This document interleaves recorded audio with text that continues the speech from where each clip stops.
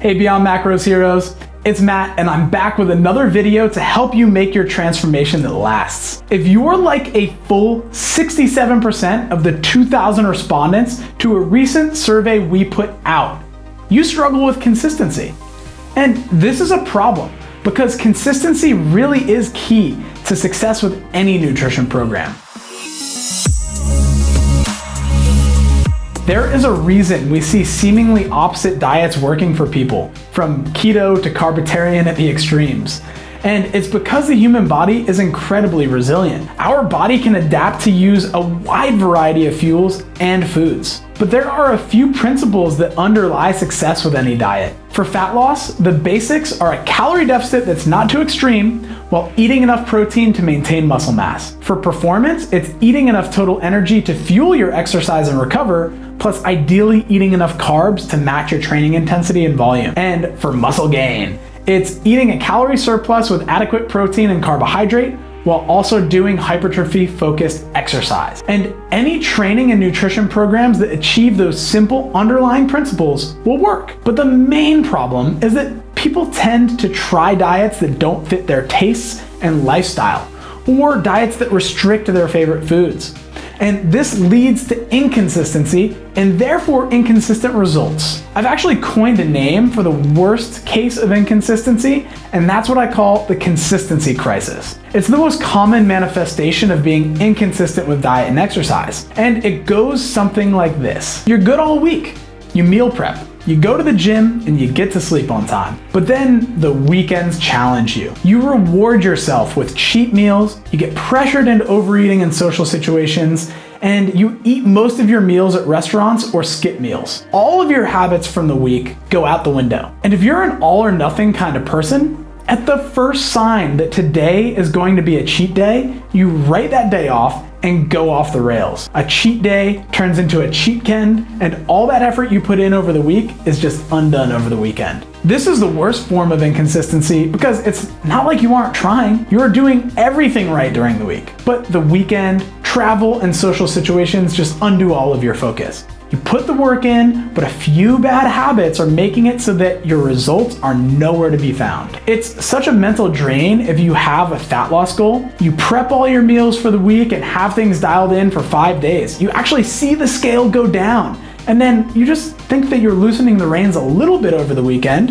and you see your weight shoot back up when you step on that scale Monday morning. Inconsistency itself ruins motivation, which creates this negative feedback loop, leading to even more of the willpower trap, screw-itis. Why keep trying if you already screwed up? The problem comes down to this. Your body doesn't see your week in a binary. You hit your macros 5 days, you didn't hit your macros 2 days, and if you hit your macros 5 days and blow them out 2, that doesn't mean you'll get 3 days worth of progress. Blowing out on the weekend those 2 days can undo all 5 days of being on point.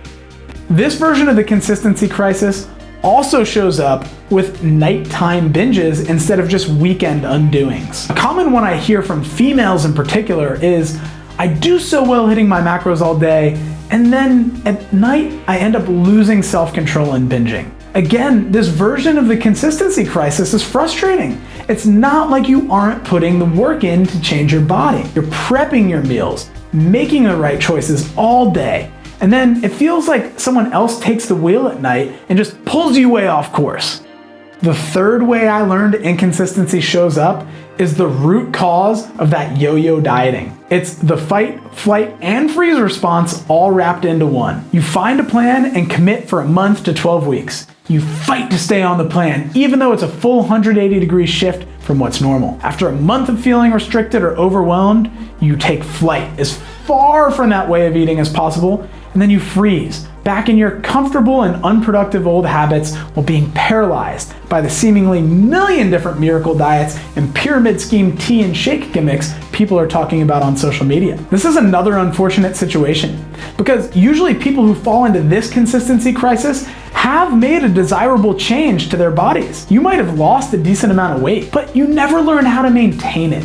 And like a boomerang, you end up right back where you came from. Now, not only did you restrict yourself for weeks only to end up back where you were at or worse. It's actually harder to lose weight after you've lost it and put it back on. The ideal path, if your goal is weight loss, is to lose fat, keep it off, and put on more muscle mass. Luckily, when it comes to muscle gain, it's a little easier to maintain your progress, and progress towards performance goals is dictated more by your consistency with training than your consistency with eating. But that doesn't mean eating is not important. One last situation where I see inconsistency derailing people happens if you have been counting macros or following a nutrition plan for a while now, like a year or more. And what used to be a new and exciting way to change your body and improve your performance is starting to feel like a real pain in the ass. You've been living and dying by the numbers, but haven't taken the time to create a solid foundation of habits and reprogram your brain to sustain your transformation long term. You've created a reliance on MyFitnessPal, a meal plan, or maybe even your coach. And because I know that these problems are what our clients at Beyond Macros face, we know it's important to have an approach that helps our clients avoid each of these situations. Depending on which version of the consistency crisis you've experienced in the past, there are a few different areas where you can focus to overcome it strategically. But none of these strategies will work unless you properly reprogram your self-image. If you have this story that you've failed a diet in the past and that you can't control your cravings, that the weekends are for fun and you're not willing to make sacrifices, then your self-image is working against your goals. I highly doubt that your ideal self-image involves being flaky, inconsistent, and living life without intention or purpose. So what do you hold as your ideal self-image? What do you want to be? Who do you want to be without the pressure of other people? How do you want to act in the face of challenges? You need to change your story. You need to upgrade your self-image. This might sound woo-woo, but it works if you commit to the practice. The first step is to create an ideal vision of yourself. Do this today. You will write this in the present and the affirmative. For example, I know what foods I can eat at restaurants that will support my goals and satisfy my taste buds. It helps to identify any of the negative self-stories you hold before this process and then translate them. Another example would be, I always hit my macros all day, and then I binge and blow things out of the water at night. That's a bad self-image. That's a bad story. The inaccuracy in this statement is that you do not hit your macros if you blow things out at night. That'd be like saying, I've been hitting my macros for years and I keep gaining weight. Maybe it's because I'm eating more after I hit my macros. So we need to remove this self-image and story of someone who lacks the ability to control their own impulses. We need a new story that I stick to eating foods that are satisfying and I don't restrict my food choices.